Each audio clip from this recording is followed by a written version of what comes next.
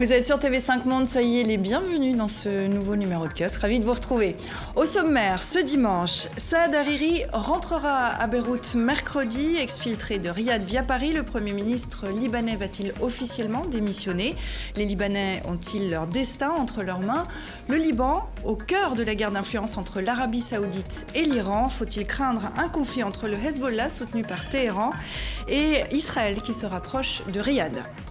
La chaîne américaine CNN a filmé une vente aux enchères d'êtres humains en Libye. On y voit des migrants réduits en esclavage. Ce trafic générerait entre 1,5 milliard et 3 milliards de dollars. Comment casser ce gigantesque marché scandaleux? La politique européenne est-elle inhumaine, comme l'accuse l'ONU? Robert Mugabe sera destitué s'il ne démissionne pas d'ici à demain. L'inamovible président zimbabwéen lâché de toutes parts. Son ambitieuse épouse Grace a-t-elle précipité une révolution de palais? Les militaires sont-ils intervenus par peur que la première dame prenne le pouvoir? Et qui pour succéder à Robert Mugabe? Plus de 15 000 scientifiques signent un appel contre la dégradation sans précédent de l'environnement. Ont-ils été entendus à la COP23 qui vient de s'achever? 2 ans après l'accord de Paris, quel bilan? Y a-t-il des avancées notables, notamment sur l'épineuse question Nord-Sud? Les pays développés ont-ils mis la main à la poche? Pour commenter, décrypter et analyser l'actualité de cette semaine, voici tout de suite nos kiosqueurs. Sébastien Hervieux, chef du service Afrique de l'hebdomadaire français Courrier International. Vous avez été pendant 8 ans le correspondant du quotidien français Le Monde en Afrique du Sud, puis plus brièvement en Côte d'Ivoire. Oumia Ahmed Mikidash, rédactrice en chef du site eraenvironnement.com, formée en France et en Afrique du Sud. Vous êtes spécialisée dans le domaine du changement climatique, auparavant collaboratrice notamment pour le groupe de presse panafricain et ses publications et pour le Point Afrique. Ariane Banzon, journaliste indépendante, chroniqueuse pour le magazine en ligne Slate.fr. Vous travaillez notamment sur la Turquie et le Proche-Orient, où vous avez été correspondante pendant 20 ans. Et puis Akram Belkaïd, essayiste et journaliste au Monde diplomatique, collaborateur du quotidien d'Oran, où vous tenez votre chronique du Blédard et du site d'information Orient 21, consacré au monde arabe et au Proche-Orient. Merci d'être ici en plateau en ce dimanche pour faire un tour de l'actualité. N'oubliez pas, vous pouvez depuis chez vous nous faire part de vos commentaires, soit sur Facebook, vous pouvez nous écrire, vous nous posez vos questions, ou alors sur Twitter avec le hashtag #kiosque. Le Premier ministre libanais est donc en France, en provenance de Riyad, et c'est la fin de l'acte 1 dans cette pièce qui est en train de déstabiliser le Proche-Orient. Rappelez-vous, il y a 2 semaines, à la surprise générale, Saad Hariri annonçait sa démission depuis la capitale saoudienne. Rappel des faits avec nos confrères de la RTBF. Nous sommes tous avec toi, nous sommes tous Saad. Disséminés dans les rues de Beyrouth, ces posters expriment la solidarité d'un peuple envers son Premier ministre. Depuis, Hariri n'est plus rentré au pays, de quoi nourrir l'inquiétude au Liban. Il est quand même tout à fait inhabituel qu'un Premier ministre donne sa démission par un message qui est lu à l'étranger. Ici, le pays d'où est lu le message est un pays qui a quand même des intérêts importants au Liban. Dans cette luxueuse maison de Riyad, Saad Hariri est-il vraiment libre de ses mouvements et de ses paroles? Beaucoup au Liban en doutent, à commencer par le président.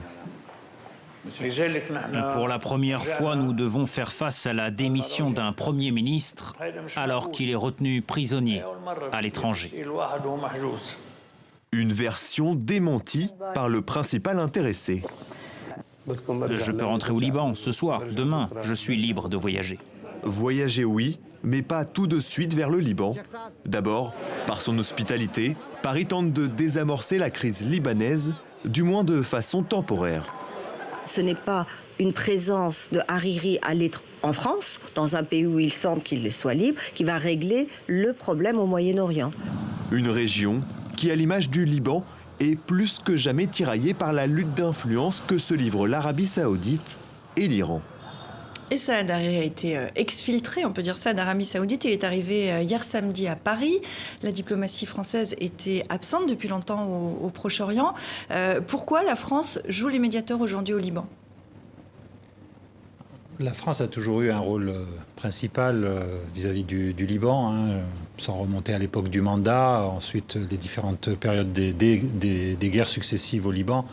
Donc on sent bien aujourd'hui que l'intervention française a essayé de trouver un compromis entre manifestement ce qui était une réclusion, enfin quelqu'un qui n'avait pas une liberté de mouvement, quoi qu'il en dise, et aussi ménager un partenaire comme l'Arabie Saoudite. Donc on fait passer Hariri par Paris. C'est une espèce de sas diplomatique, et puis on verra s'il va rentrer chez lui ou pas. Il est vrai qu'un retour direct... Il a annoncé qu'il rentrerait au Liban mercredi. Pour la fête nationale, pour la oui. fête nationale. Il est vrai qu'un retour direct aurait été pour les Saoudiens peut-être une défaite. On imagine un accueil populaire, chaleureux et... Ariane, vous rentrez du Liban. Comment cette crise est vécue par les Libanais sur place? Parce que dans le fond, Saad Hariri à Paris, ça ne règle rien au problème. Non, ça ne règle rien. Il y a évidemment de l'inquiétude. Parce que qu'est-ce qui se passe maintenant? C'est qu'on entre dans le fond du problème. On s'est un peu focalisé sur la lutte contre l'organisation de l'État islamique, qui était très importante, mais qui a peut-être oblitéré le reste. C'est-à-dire le fond du problème, c'est effectivement quand même... le pouvoir qu'a pris l'Iran, qui est en train de se construire un croissant chiite, si vous voulez, entre l'Iran, enfin l'objectif c'est ça, Irak, Syrie, etc. Et ça ne convient ni aux Israéliens, ni à l'Arabie Saoudite. Et là, on va tomber en fait dans l'après-Daesh, qui est la recomposition régionale. Alors c'est là où l'accueil par Paris de Saad Hariri peut s'expliquer aussi, parce que d'abord la personnalité de Macron, qui veut jouer un rôle de médiateur, on l'a vu en Libye. Pas dire pour l'instant que ça a beaucoup réussi.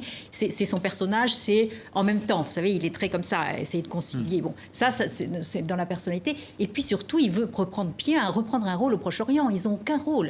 Vous savez bien que les négociations tripartites, Russie, Turquie, Syrie, se font sans les Occidentaux. Donc là, c'est aussi un moyen de reprendre un peu pied. Si on revient au Liban, donc Saad Hariri doit rentrer mercredi. Il a dit qu'il attendait de voir le président Aoun pour savoir un petit peu ce qu'il dirait sur cette politique libanaise. Mais en gros, la question que tout le monde se pose, c'est il a annoncé sa démission, il ne l'a pas fait encore, il doit le faire formellement. Est-ce qu'il va le faire? Est-ce qu'il va démissionner?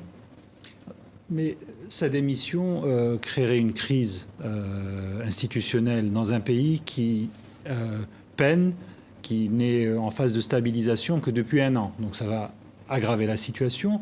En même temps, Hariri représente une force politique qui est incapable de gouverner par elle-même. Imaginons qu'il y ait de nouvelles élections.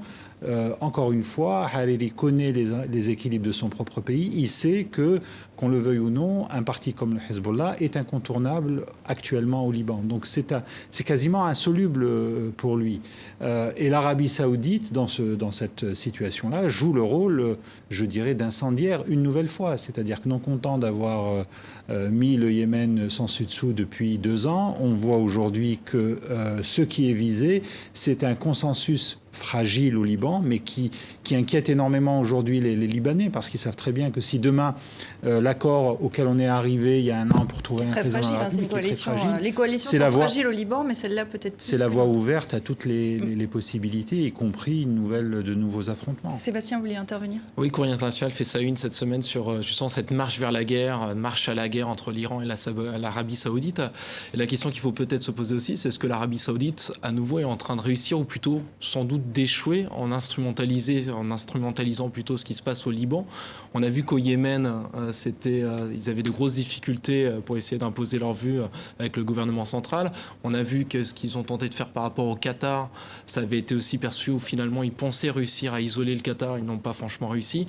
Est-ce que, et on voyait dans la presse, notamment libanaise et l'Orient le jour cette semaine, qui se posait la question, est-ce que l'Arabie Saoudite a les moyens d'enclencher cette nouvelle crise? On va rebondir sur la presse, justement. Regardez la une du quotidien arabophone Al-Akhbar qui affirme que l'Arabie Saoudite planifie l'éviction de Michel Aoun, le président libanais qui est allié au Hezbollah. Est-ce que, en effet, c'est une possibilité? Est-ce que c'est toute la scène politique libanaise qui est en train d'être déstabilisée? Alors, Ariane et Oumi ensuite. Ce qu'il faut comprendre, c'est que au Liban, tout est le président doit être chrétien, le Premier ministre sunnite et le président du Parlement chiite. Donc, dès que vous bougez une pièce, ça devient extrêmement compliqué. De plus, il y avait quand même ce consensus à la fois intérieur et qui avait été d'ailleurs à la base de l'accord de gouvernement et à la fois international qu'au fond, le Liban était tellement fragile qu'on essaierait de le tenir à l'écart de l'œil du cyclone qui a quand même ravagé toute cette région. Et là, hop, on le retrouve en première ligne malgré lui. Mais donc là, il y a quelque chose qui est effectivement extrêmement inquiétant parce que s'il y a bien un pays qui est fragile et qui a été quand même pendant toute son histoire le terrain de jeu, entre guillemets, parce qu'il n'y a rien de rigolo, ou le terrain de football, si vous voulez, des grandes puissances qui se sont battues sur le Liban entre elles, si vous voulez, elles sont servies du Liban pour s'affronter, jouant chacun son parti. C'est bien ce pays-là. Et le donc, Liban si ça recommence, voilà. Et le Liban est donc aujourd'hui, on peut lire, le nouveau théâtre d'une guerre d'influence par procuration entre l'Arabie Saoudite et l'Iran, oui. Oui, mais moi je me pose une autre question, c'est le rôle de la société civile et de la jeunesse. On parle beaucoup de Saad Hariri qui a commencé très jeune, mais où est cette jeunesse? C'est la question que je me pose, elle est où? On l'entend pas, on la voit pas vraiment. Ça m'intéresse parce que je reviens justement d'une semaine au Liban où j'ai travaillé avec les organisations, les ONG, et il y a une richesse de la société civile dont on ne parle peu. Il y a beaucoup de choses qui se font. Mais effectivement, ils sont plus dans le politique que dans la politique. Et c'est ça qui est un peu compliqué. Il y a eu une volonté au moment des élections justement de transformer tout ce mouvement de société civile en parti politique et ils n'ont pas réussi, ils n'ont pas réussi à remporter assez de voix, assez de sièges, parce qu'il y a aussi tout le système électoral. Mais il y a quelque chose. Il y a bon, cela dit, il faut quand même voir ce que c'est aussi que le Liban. La jeunesse, elle part. Elle part. Il y a une fuite des cerveaux terrible. Et même les parents poussent aussi leurs enfants à aller faire des études à l'étranger, etc. La diaspora libanaise, on la connaît en Afrique. Au Brésil aussi. Voilà. Donc, Akram ? Il y a une obsession iranienne en Arabie Saoudite, chez les dirigeants saoudiens. Ils sont prêts à tout pour contrer l'influence iranienne. Ils sont enlisés au Yémen. L'histoire du Qatar, c'est aussi un échec, même si le blocus perdure. Et on sent aujourd'hui, alors il y a un jeu, une espèce de jeu d'appel du pied, de séduction de la diplomatie saoudienne, des autorités saoudiennes à l'égard de la plus grande puissance régionale qu'est Israël, qui consiste... Israël qui fait son entrée dans ce jeu, pardon, je vous coupe. Oui, ça devient... Israël qui devient un peu copain avec Riyad. Il y a une blague qui accourt qui dit qu'Israël est désormais une puissance sunnite comme les autres. Oui, sauf que la grande erreur, à mon avis, des Saoudiens, c'est que les Israéliens feront la guerre peut-être au Hezbollah le jour où eux le décideront et que lorsque ça ne rencontrera que leur propre intérêt. C'est-à-dire que l'idée que demain Israël... Donc faire une guerre au nom de l'Arabie Saoudite, ça ne va pas les intéresser. Que demain Israël joue le rôle de l'Irak dans les années 80, lorsque l'Irak a attaqué l'Iran parce que les monarchies du Golfe le lui demandaient, ou en tout cas le poussaient à le faire, Israël ne fera pas la même chose. On voit bien aujourd'hui qu'il y a quand même, malgré tous les portraits dithyrambiques qu'on voit de ce prince héritier Mohammed Ben Salman, on voit qu'il y a quand même énormément de confusion et un grand désordre, je dirais, d'approche des affaires internationales. Complètement d'accord, juste pour Israël. Mais Israël n'a pas attendu aujourd'hui pour taper sur l'Hezbollah. S'il y a bien un pays qui est intervenu très rapidement en Syrie et qui fait des frappes ponctuelles sur le Hezbollah, c'est Israël. Est-ce qu'il y a une crainte au Liban dont vous revenez, je le rappelle pour ceux de nos téléspectateurs qui nous prendraient en cours, est-ce qu'il y a une crainte d'une guerre ? Oui, bien sûr.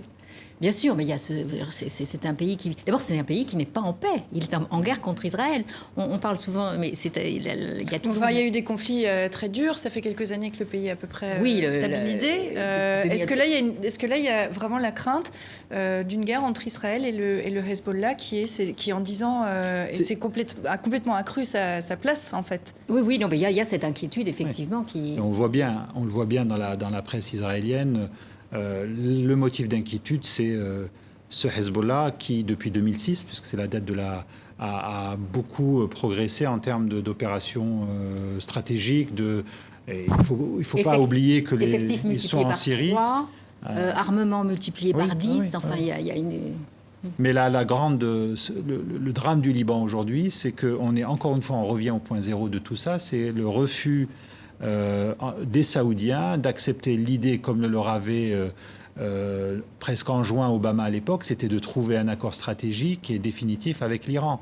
Les Saoudiens n'ont pas perdu comme objectif l'idée qu'une puissance ou une autre puisse les aider à faire mordre la poussière à leurs voisins iraniens. Et on le voit bien avec la réunion de la Ligue arabe qui va avoir lieu, où ça va être alors ils vont essayer d'en profiter pour remettre encore un coup sur le Hezbollah, mais ils vont demander une nouvelle fois à ce qu'une coalition anti-iranienne se forme dans le monde arabe. Sébastien. Oui, ce qui est intéressant, c'est quelle sera la position aussi des États-Unis et de Donald Trump par rapport à tout ça, parce que dans le quotidien Haaretz, il racontait il y a quelques jours que John Kerry, l'ancien secrétaire d'État d'Obama, racontait que les dirigeants israéliens, saoudiens, égyptiens avaient supplié Obama de bombarder l'Iran, et finalement il ne l'avait pas fait. Donc qu'est-ce que fera Donald Trump dans cette histoire? Et qu'est-ce que feront les Russes? Parce qu'il y a un accord actuellement qui a eu lieu entre les Israéliens et les Russes sur le Golan. C'est-à-dire qu'il y a une négociation qui s'est faite. Les Russes se sont engagés à ce que les... Donc le Golan, c'est ce plateau qui est entre Israël et... qui est occupé par Israël depuis 1973 et qui appartient à la Syrie. Et donc il y aurait eu un accord pour que les milices se tiennent à 10 km de la frontière entre Russes et Israéliens. Donc la Russie aussi interviendra, puisque c'est quand même elle qui est normalement la garante. Alors c'est toujours très périlleux de faire des projections, des prévisions au Proche-Orient, mais comment vous voyez, vous, dans les semaines à venir, dans les mois à venir, cette situation évoluer? Il y aura déjà une pression des pays d'Afrique qui sont dans la Ligue arabe. On l'a déjà vu avec certains pays africains, notamment les Comores, qui ont qui ont renvoyé les ambassadeurs, l'ambassadeur d'Iran aux Comores et qui a rompu toute relation. Le gouvernement comorien a rompu toute relation avec l'Iran par solidarité avec l'Arabie Saoudite, et ce n'est pas le seul pays. Donc je pense qu'il y a aussi cet aspect-là à ne pas négliger. Quel sera réellement le rôle des pays de la Ligue arabe issus du continent africain? Il y aura cette question, en fait, qui peut, quelque part... Alors, quand vous parliez tout à l'heure de guerre, je rebondis aussi sur une discussion que j'ai eue avec un ambassadeur d'un pays du Moyen-Orient qui disait que c'est finalement bénéfique d'avoir ces relations-là, d'avoir cette tension. Ça permet justement d'avancer. Et c'est ce qu'il disait, c'est pour justement créer une certaine dynamique que nous n'avions pas avant. Alors, votre réaction à ça, et on conclura là-dessus? Je pense qu'il faut aussi être attentif à la scène intérieure saoudienne, parce que là aussi il se passe des choses. On a des arrestations, on a un jeune prince héritier qui veut tout le pouvoir et rien que le pouvoir. Donc on ne sait pas très bien, on parle d'officiers, de hauts officiers arrêtés. Je pense que l'évolution du front interne en Arabie Saoudite va aussi, d'une certaine manière, conditionner, donner le ton pour le reste. D'un mot pour conclure. Oui, je suis tout à fait d'accord avec vous. Il faut absolument regarder. Et d'ailleurs, c'est intéressant que les deux choses soient passées en même temps. C'est-à-dire que Saad Hariri a été retenu. Faire attention, parce que on a beaucoup dit qu'il avait été pris en captivité, etc. Enfin, ou kidnappé, c'est pas tout à fait. Je pense que le Hezbollah avait tout intérêt, et l'Iran ont tout intérêt à montrer ça. Mais la scène intérieure est effectivement, vous savez qu'il y avait une purge importante. Et on en parlait largement la semaine dernière dans Kiosque. Donc voilà, on suivra le retour de Saad Hariri normalement mercredi au Liban. On en vient maintenant à ces images qui ont choqué, qui ont bouleversé cette semaine. La chaîne américaine CNN a filmé une vente aux enchères d'êtres humains en Libye, véritable marché aux esclaves. Voici un extrait de ce document glaçant. Il commence par ces images envoyées à la chaîne américaine.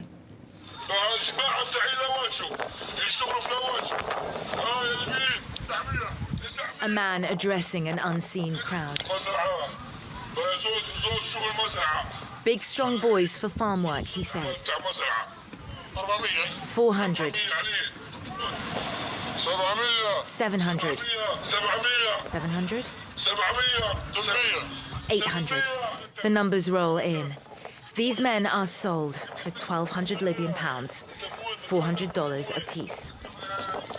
You are watching an auction of human beings. Voilà, dans la foulée, une équipe de CNN s'est rendue en Libye, a pu assister à la vente de 12 Nigériens dans ces marchés aux esclaves qui se dérouleraient 1 ou 2 fois par mois. Une réaction à ces images d'abord? Moi, je dirais bravo CNN d'avoir réussi à filmer ces marchés aux esclaves, mais c'est pas nouveau. Ça fait des mois qu'on le sait, qu'on le lit dans la presse, des gens qui ont des bonnes sources en tout cas. Donc c'est pas nouveau, et ça pose la question de cet accord de l'Union européenne qu'il passe avec la Libye, aussi avec d'autres pays africains.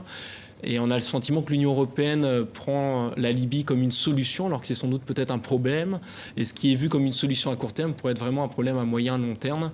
Et toutes ces souffrances qu'on voit, et on le sait, il faut le redire encore une fois, c'est qu'à chaque étape de leur migration vers l'Europe, vers cet Eldorado européen, eh bien, il y a ces souffrances. Ils sont achetés, ils sont revendus. Ils sont achetés, ils sont revendus. Ils sont tapés. Et on a des scènes de torture qui sont racontées par ces témoins une fois qu'ils ont fini ce périple. C'est insoutenable, effectivement. Voilà. Mais sur ces images, quand vous les avez vues, Oumi ?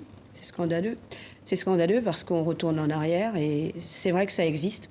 Pas seulement entre la Libye et l'Europe, mais d'autres pays d'Afrique sont touchés et d'autres pays du Moyen-Orient aussi le sont. Et la question qu'on doit se poser, c'est réellement quel est le rôle de l'Union européenne. Il y a quelques années, on parlait beaucoup de Tripoli et de l'Italie par rapport à Lampedusa. Aujourd'hui, on a dépassé cette étape, mais en même temps, il y a un réel problème d'intégration de cette jeunesse. Parce que si vraiment on veut stopper cette migration, il faut donner les moyens. Et pour le moment, les moyens ne sont pas là. Donc les accords qu'il y a entre l'Union européenne et l'Afrique, dans quelques jours, il y aura le sommet UE-Afrique. C'est aussi l'opportunité d'en parler. De parler de ces accords-là. Et je pense que c'est peut-être aussi par rapport à ça que ces jeunes s'en vont maintenant. Ce qu'a fait CNN, c'est très bien, mais peut-être que quelque part, il y a beaucoup de complices.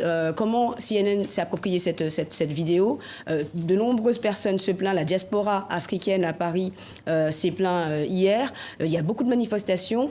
Il faut savoir aussi qu'il y a une chose qu'on ne dit pas. Ces personnes qui partent de leur pays sont finalement aussi soutenues par leur famille. On vend des terres pour que ces personnes partent. On croit aux passeurs. Quand je dis on croit, ce sont les familles qui croient en ces passeurs. Donc il y a aussi le gouvernement qui est peut-être le gouvernement d'Afrique qui sont peut-être complices, mais il faut se poser aussi la question de cette Union européenne qui, elle, quelque part, veut justement que ces Africains ne viennent pas. Et réellement, la question qu'on doit se poser, c'est quel sera le rôle de ce sommet UE-Afrique et quelle sera la finalité des discussions, notamment sommet qui aura lieu dans 10 jours et le président Issoufou demande à ce que ça soit ajouté à l'ordre du jour. Est-ce qu'il y a, parce que c'est ce que vous disiez, Sébastien, si on suit ce que dit l'OIM, l'Office international d'immigration, l'Organisation internationale d'immigration, on sait bien que le phénomène n'est pas nouveau. Est-ce qu'il y a une prise de conscience? Est-ce qu'il fallait ces images? Est-ce qu'il fallait être choqué pour qu'il y ait une prise de conscience dans l'opinion publique? Peut-être déjà. En Mauritanie, c'est en 81 simplement. En Mauritanie, ça continue. Je crois qu'il y a... Bon, ce qui est nouveau, c'est tout cet afflux migrants qui posent une nouvelle question. C'est-à-dire d'abord par l'ampleur. Et alors, vous le dites très bien, c'est le problème de l'accord avec l'Union européenne. En fait, ils essayent de refaire ce qu'ils ont voulu faire avec la Turquie. Vous savez qu'avec la Turquie, ils ont fait un accord selon lequel, si vous voulez, quand vous avez un migrant qui arrive, on peut le renvoyer en Turquie. Ça s'appelle l'accord de réadmission. Et puis, ils ont donné 6 milliards d'euros à la Turquie pour les réfugiés. Enfin bon, c'est étalé, c'est pas encore donné. La Turquie se plaint d'ailleurs de ne pas avoir reçu la totalité de l'argent. Bon, pour la Libye, c'est 200 millions d'euros qu'ils ont donné. Et l'accord n'est pas encore bien finalisé. L'idée, je crois, de l'Union européenne, c'est de faire des camps sur place, c'est-à-dire surtout pas d'empêcher que tous ces migrants viennent. C'est ça ce qui se joue, quoi. Mais je trouve ce qui est effectivement intéressant, c'est que ça a une nouvelle ampleur en raison des migrants, mais aussi ça rappelle toute la traite des esclaves par les Arabes. Et ça, c'est le sujet tabou. C'est que la traite noire, ça n'a pas été simplement la traite transatlantique. On pense même que la traite des Noirs par les Arabes, ça a été le double de ce que ça a été. Mais dans ces pays d'Afrique, il y a aussi des Noirs. Il y a aussi ce racisme qu'on retrouve aussi en Tunisie. Et je pense que toujours blâmer l'Africain parce que finalement il est complice, c'est trop facile. Aujourd'hui, il y a des réelles solutions. Il y a des réelles solutions qui se présentent à l'Afrique et ces solutions-là, elles sont quelque part diminuées par l'Union africaine. Et le rôle de l'Union africaine est un peu trop minimisé, je le trouve. Les gouvernements africains ont pris la mesure de ces problèmes. Mais quelque part, il y a aussi un complexe vis-à-vis du blanc. Et ça, on le dit pas souvent. Et dire les choses clairement, c'est très compliqué. Mais je pense que l'Union européenne a bien compris Il y a en ce moment une demande très forte de faire en sorte que la Libye sorte de l'Union africaine, mais je ne pense pas que ça soit la solution. La solution, c'est réellement faire en sorte que la connaissance soit à portée de tous. Et à partir du moment où il y a cette connaissance, je pense que ce complexe-là n'existera pas. Même si c'est dans les mémoires, même si ça reste très compliqué à faire sortir, mais tout doit se faire à travers la jeunesse. Et c'est cette jeunesse qui s'en va. Vous parlez du Niger. Le Niger a quand même un travail qui s'est fait notamment sur le changement climatique, mais c'est une commission Sahel qui est liée au G5 Sahel.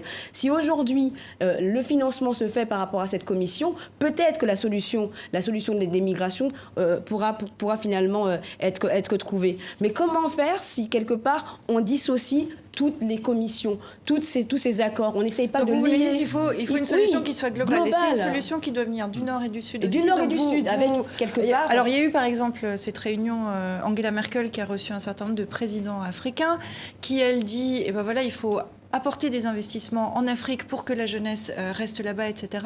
Est-ce que ça fonctionne? On en est où? Parce que cette réunion a lieu en juin de mémoire. On en est où, Akram? C'est un problème qui date depuis plusieurs décennies, c'est-à-dire comment faire en sorte que sur le continent, les conditions socio-économiques et politiques soient suffisamment bonnes pour retenir tous ces gens qui n'ont plus d'autres solution que de quitter le pays dans lequel ils sont nés.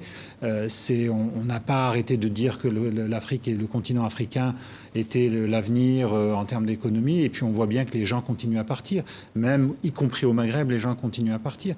Ces images-là sont une ignominie, c'est un scandale absolu, mais comme vous l'avez dit, au printemps dernier, l'Organisation internationale des migrations qui est basée à Genève, avait déjà annoncé, avait parlé de ces ventes aux enchères. Et c'est la convergence de plusieurs problèmes. C'est la convergence de la misère, du manque de liberté politique sur le continent africain, mais c'est aussi la convergence, si vous voulez, de choses taboues dont on ne parle pas, qui est notamment le racisme réel dont il faut parler, qui existe dans les pays arabes à l'égard des Noirs. Ça, c'est ce qui permet ce genre de choses, c'est parce qu'on a cette espèce de prégnance raciste à l'égard des populations subsahariennes. Le trafic d'esclaves existe aussi dans le Golfe. On continue de temps en temps à avoir des informations sur ce point-là. Alors, je vais vous passer la parole, Sébastien. Je voudrais juste qu'on écoute rapidement Tiken Jah Fakoly, qui s'est exprimé sur cette question-là. Ce reportage de CNN a, je crois on peut le dire, suscité une onde de choc sur le continent. On l'écoute. En 2017, nos frères subissent le même sort que le sort que nos frères ont subi pendant l'esclavage aux États-Unis et partout dans le monde. Et ça, ce n'est pas normal. C'est pas acceptable, je veux dire. Nous demandons à nos dirigeants d'arrêter de parler, de prendre l'avion, aller voir les dirigeants libyens, leur dire que c'est pas normal. Bon, allez voir les dirigeants libyens, en l'occurrence, les dirigeants libyens, on ne sait pas qui ils sont. Ils ne sont pas identifiés. Ce que fait l'Union européenne avec la Libye, il y a quand même toute une série de jeux de dupes, et notamment aussi l'Italie qui essaie d'avoir des accords avec la Libye. On a un pouvoir politique en Libye qui est complètement instable. Donc il y a deux gouvernements. On sait que les milices qui torturent et qui rachètent ces migrants sont aussi celles qui sont parfois utilisées par le gouvernement libyen, celui d'Union nationale, pour encadrer ces migrants et les empêcher de partir. On sait que l'Italie, il y a quelques mois, a sans doute donné de l'argent à des milices directement pour essayer de régler le problème directement. Ça, c'est côté de la Libye. L'Union européenne a essayé de faire a conclu plusieurs accords avec des pays africains, 5 pays africains. Et dans ces accords, il y a la politique du bâton, c'est-à-dire on vous renvoie les migrants et vous faites tout pour qu'ils repartent pas et vous les, entre guillemets, les punissez. Et la politique de la carotte en disant on vous donne aussi de l'argent pour faire du développement dans les zones défavorisées et qui sont les raisons clés pour lesquelles ces gens-là partent.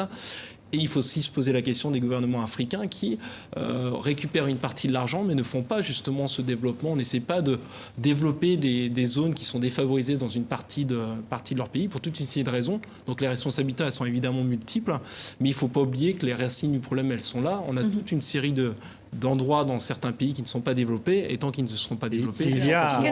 Pardon, juste une chose, parce que Tiken Jah Fakoly, qu'on entendait là, a donné une longue allocution, il disait aussi, il n'y a pas de raison, vous faites ce que vous voulez, vous partez si vous voulez, c'est votre bon droit d'aller en Europe si vous le souhaitez, sauf que dans la réalité, on voit bien que c'est quand même plus compliqué d'aller vers le sud, du sud vers le nord que du nord vers le sud. Est-ce qu'il faut dissuader, et par quels moyens, ces jeunes, parce que vous disiez c'est souvent des jeunes, est-ce qu'il faut les dissuader par l'éducation. Mais est-ce que c'est un droit aussi de l'éducation Mais ce Bien sont sûr que souvent oui. des gens éduqués qui partent. Oui, alors quand je dis par l'éducation, diplômés. l'éducation de la valorisation. L'éducation de la valorisation de soi, l'éducation du bien-être dans le pays. Et ça, c'est vrai qu'il y a des zones qui ne sont pas développées. Il y a quand même un rôle de la diaspora qui est là. Il y a une diaspora qui construit. On la voit au Mali, on la voit aussi dans certaines parties du Niger, en Guinée. Je pense que l'essentiel n'est pas vraiment de dissuader, mais dissuader pourquoi. Aujourd'hui, on voit de nombreux Européens qui partent en Afrique, qui vont travailler en Afrique. Le chemin inverse se fait, mais parce que finalement, les Africains sont pauvres. Mais les Africains ne sont pas pauvres. À partir du moment où, dans l'éducation, on dit à l'enfant qu'il n'est pas pauvre, que son pays, même s'il a étudié, qu'il n'est pas pauvre, il pourra avancer. Mais dans ce cas de figure, c'est que même s'ils ont étudié, on leur a dit que leur pays est pauvre, qu'ils n'ont pas d'accompagnement. Et c'est l'accompagnement qui manque. Aujourd'hui, les responsabilités sont partagées. Les gouvernements africains et les pays de l'Union africaine, de l'Union européenne, pardon. Mais ce qu'il faut retenir aussi, c'est qu'en fait, il faut réellement qu'il y ait un système éducatif solide sur justement les ressources naturelles. Et là, ça pourra faire la différence. Je vous laisserai d'un mot conclure, Sébastien. Il va falloir qu'on avance un peu. Oui, non, je pense que c'est aussi la question de l'accès au visa, de pouvoir aller en Europe. Si on peut aller en Europe plus facilement pour aller faire des études et qu'on peut bouger plus facilement entre le continent européen et le continent africain, si on favorise ces allées et venues, je pense qu'il y aurait moins de pression aussi migratoire à absolument tenter d'aller en Europe. Une fois qu'on est en Europe, on y reste et on dit qu'on a réussi à ses familles. Alors qu'on sait très bien qu'on est... Le Gabon le fait. Le Gabon le fait. L'Allemagne, juste récemment, a refusé de nombreux visas de personnes qui sont bien établies en Afrique, qui ont une position bien établie en Afrique. Et pourtant, donc je pense que c'est aussi dans les mentalités... Il faut conclure. Je termine juste pour conclure. Je termine juste. Si aujourd'hui en Europe on travaille aussi pour faire en sorte que finalement ce continent soit valorisé, il y aura aussi de la part de ces jeunes Africains une valorisation de soi. Mais à partir du moment où, à travers les médias, on donne une image négative, c'est normal qu'ils se retrouvent dans cette situation-là. Alors on essaie de ne pas donner cette image négative, nous ici à TV5 Monde, vraiment. Pour conclure, je vais conclure moi, on va signaler cette une du Tagesspiegel, une initiative. Vendredi, le journal allemand a publié l'identité de 33 293 morts sur la route du continent européen depuis un quart de siècle. Une liste de 48 pages, des noms, des âges, des pays d'origine et la cause de la mort. Voilà pour ce thème qui nous passionne évidemment, qui donne lieu à des discussions très intéressantes. On va en venir maintenant à la situation au Zimbabwe, puisque je crois c'est aujourd'hui que ça se passe en Zimbabwe, ce dimanche. On avait fini par le croire inamovible. Robert Mugabe règne d'une main de fer depuis l'indépendance du Zimbabwe en 1980. Il sera destitué par son parti s'il ne démissionne pas d'ici à demain. C'est en train de bouger très vite. À 93 ans, le plus vieux dirigeant en activité au monde est en train d'être lâché de tous les côtés. Est-ce qu'on est en train d'assister aujourd'hui même à la fin d'un très long règne, rappelez-vous. Rien n'atteint l'inoxydable Robert Mugabe. Aux remarques sur ses assoupissements publics, le président de 93 ans répond qu'il s'économiser pour rester au pouvoir après 37 ans. Il avait pourtant toute la légitimité lorsqu'il apparaît dans la foulée de la décolonisation de l'ancienne Rhodésie. 10 ans de prison et autant encore dans la lutte armée. Le Zimbabwe naît avec Mugabe et sa rancœur contre les Blancs n'égale que sa méfiance face à ses rivaux. Son compagnon, Nkomo, est destitué après une révolte tribale en 83. L'armée mate la rébellion, 10 000 morts. Les Blancs, propriétaires terriens, seront marginalisés de la vie politique en 1987. Mugabe règne sans partage, parti unique, censure, torture. Les Blancs contrôlaient 70% des terres cultivables en assurant 80% des revenus du pays. Le vieux lion veut l'expropriation des fermiers blancs. Chose faite, il fuit et le pays plonge. 15 ans plus tard, ils sont 70% de chômeurs au Zimbabwe. Mugabe resserre la vis. Ses opposants comme Morgan Tsvangirai ont beau parler d'élections truquées, ils s'effacent. Reste le vieux lion, fidèle à sa caricature, un luxe décomplexé, des fêtes somptueuses, son épouse Grace épinglée pour ses frasques, son goût du luxe et du pouvoir, qui le fait trébucher avec ses ambitions présidentielles.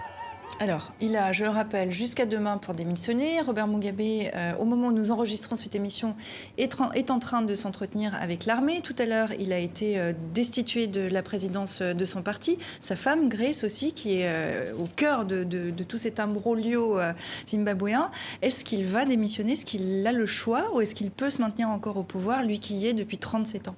Je pense qu'aujourd'hui, il n'a plus le choix. C'est tout le dilemme de la part des généraux et de l'armée. C'est comment pousser Mugabe à partir tout en préservant l'idée que ce n'est pas un coup d'État, puisque depuis le début, les militaires disent que ce n'est pas un coup d'État. Le mot n'a jamais été prononcé. Voilà. Après, il ne faut pas oublier que Robert Mugabe, on a tendance à l'oublier, y compris aussi peut-être dans toutes ces images, c'est que dans les années 80, Robert Mugabe, c'est un héros africain.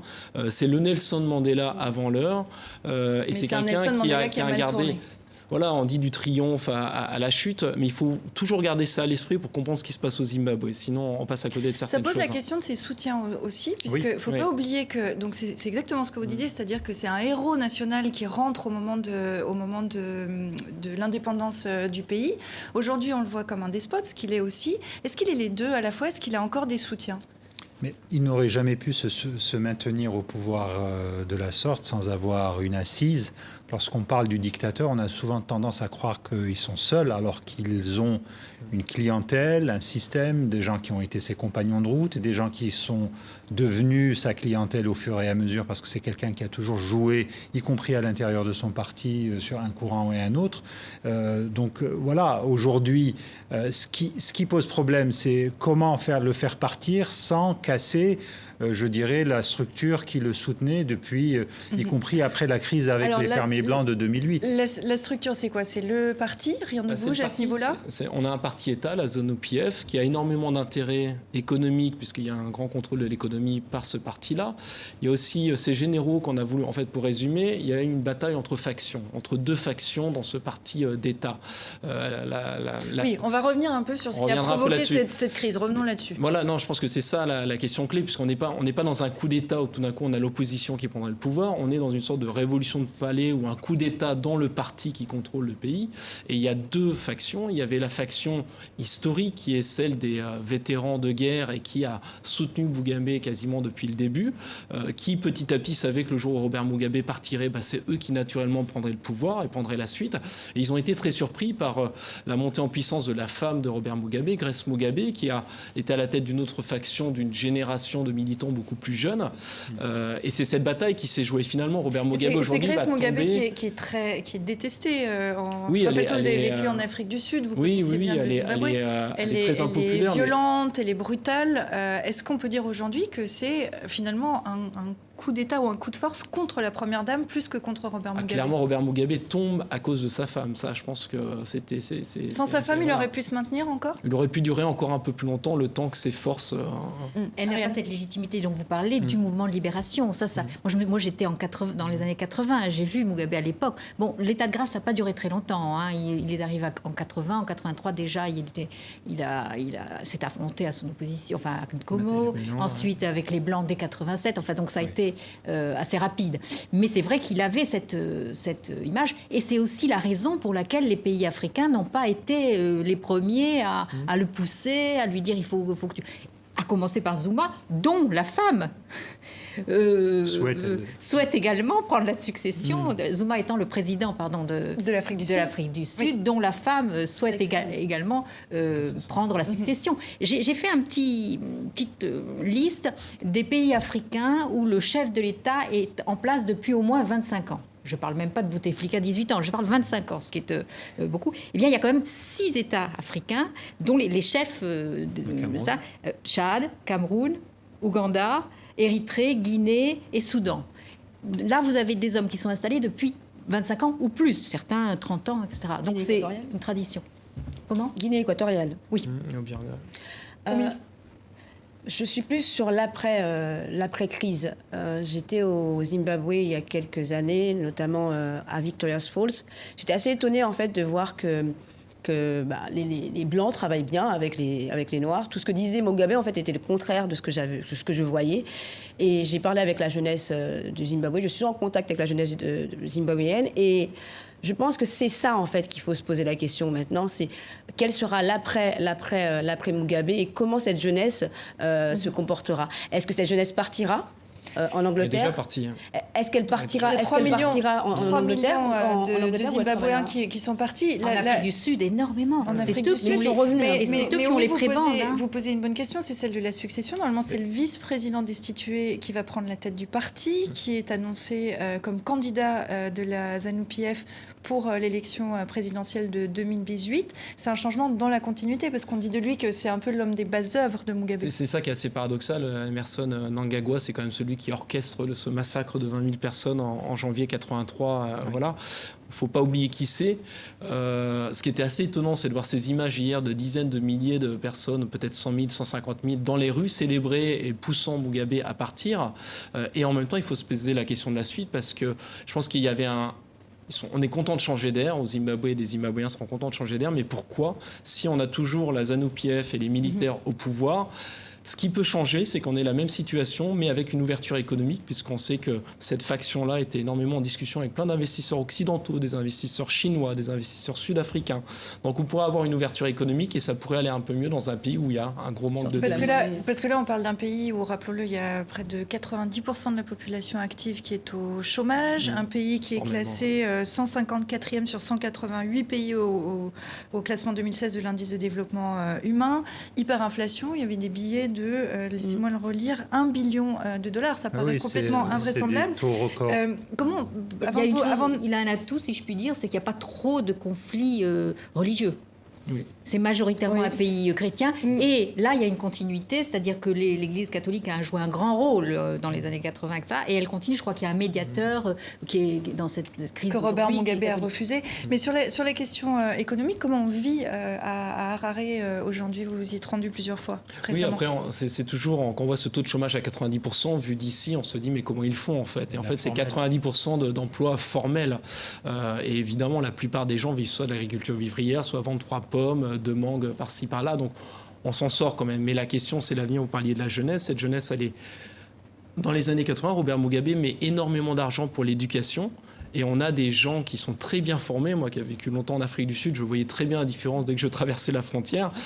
Aux Zimbabwéens, on a des gens très bien formés. Le problème, c'est que cette jeunesse est partie et ça fait longtemps maintenant que la crise dure. Donc ils ont eu le temps de partir et c'est pas sûr que même si ça a changé, ils reviendraient aujourd'hui. Je voudrais pas... Alors ils sont quand même... et Akram ensuite. Pardon. Non, oui, allez-y. Ils sont quand même, ces jeunes Zimbabwéens, en Afrique du Sud. Ils ont quand même étudié en Afrique du Sud. On les voit. Ils sont pas très bien appréciés par les Sud-Africains. Mais il y a quand même... C'est justement pour ça que je dis qu'il faut réellement voir comment cette jeunesse va se construire. Est-ce que cette jeunesse ne va pas prendre le pouvoir aussi? Je l'ai vu en Allemagne, les délégations ont rajeuni. Donc en Allemagne, il y a la COP23. Les délégations africaines ont rajeuni. La question qui se pose, vous posez celle de la jeunesse, je vais poser celle de la vieillesse. Je me réfère aux dirigeants africains alentours.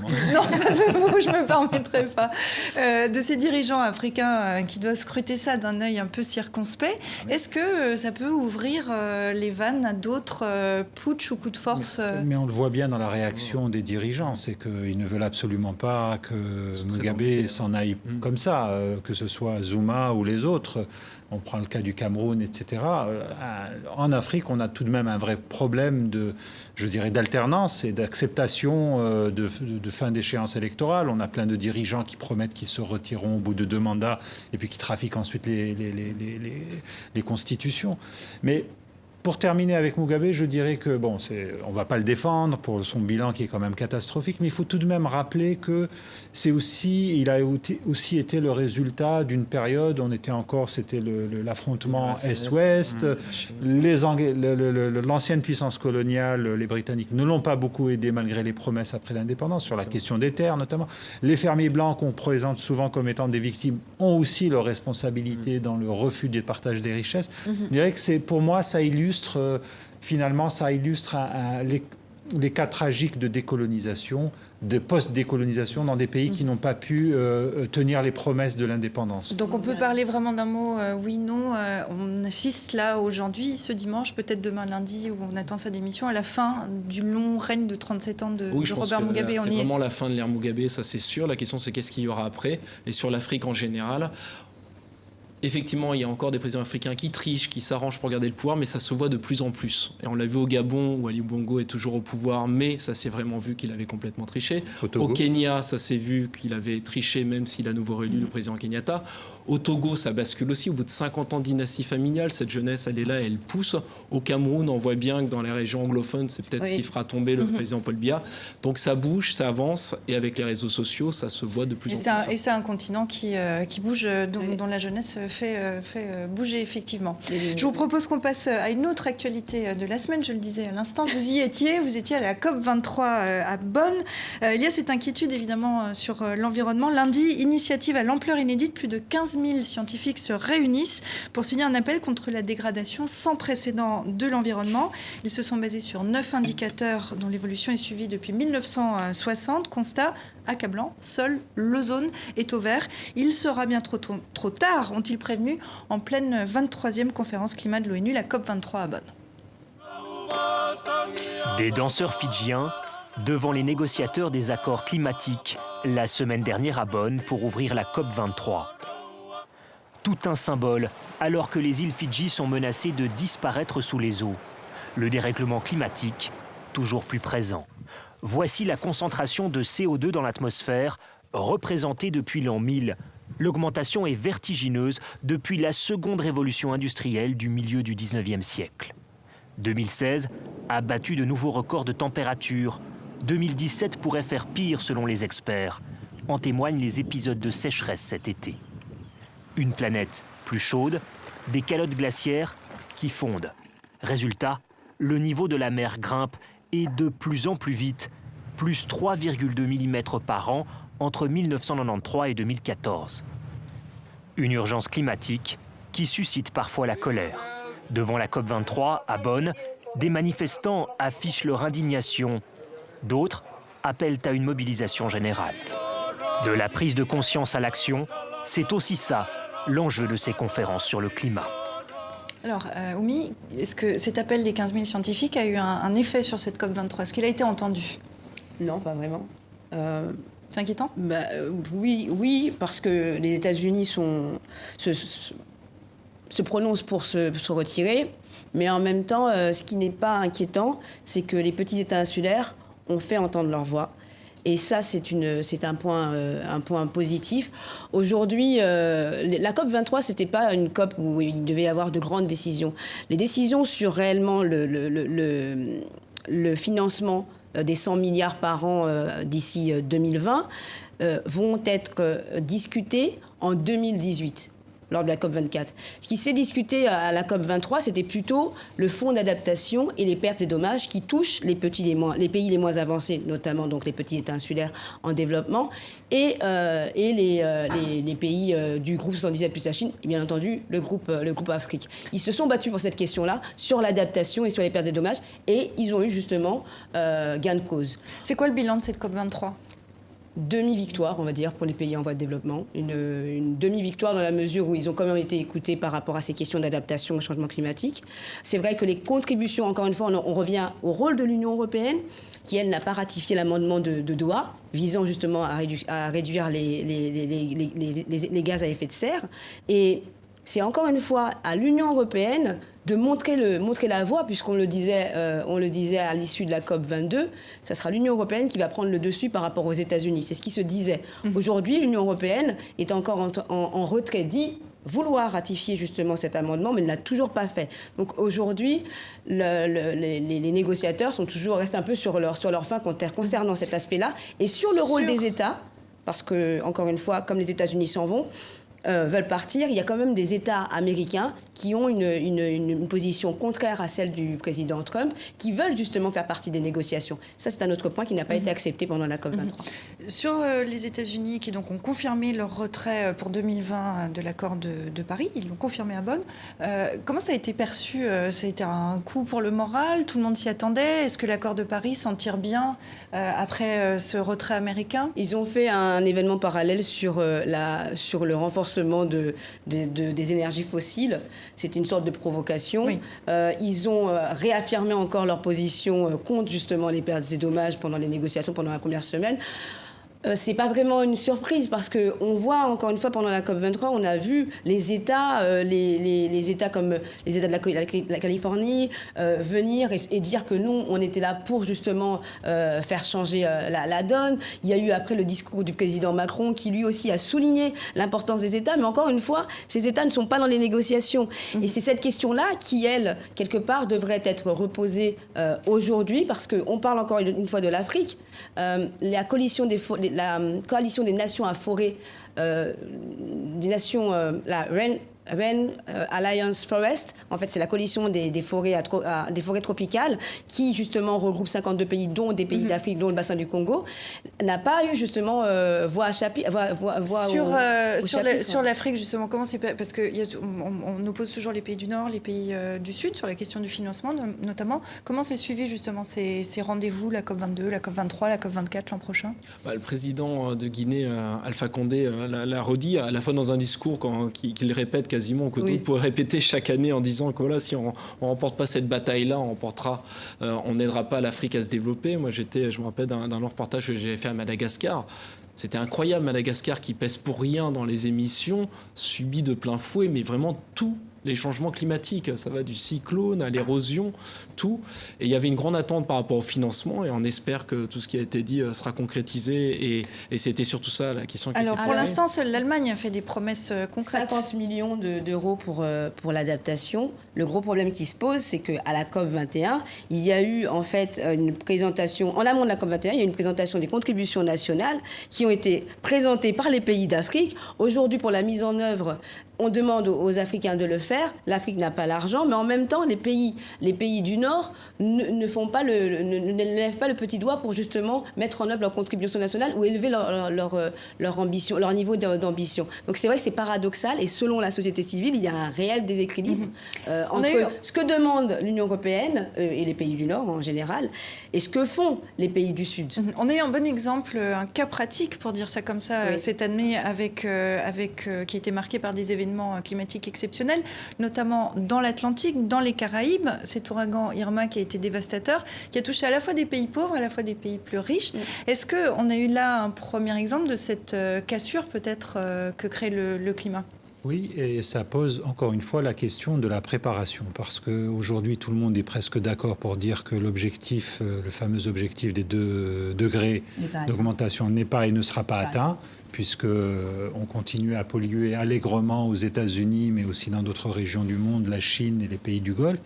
Donc comment on se prépare ? Comment on se prépare sur le plan technique ? Des choses très simples.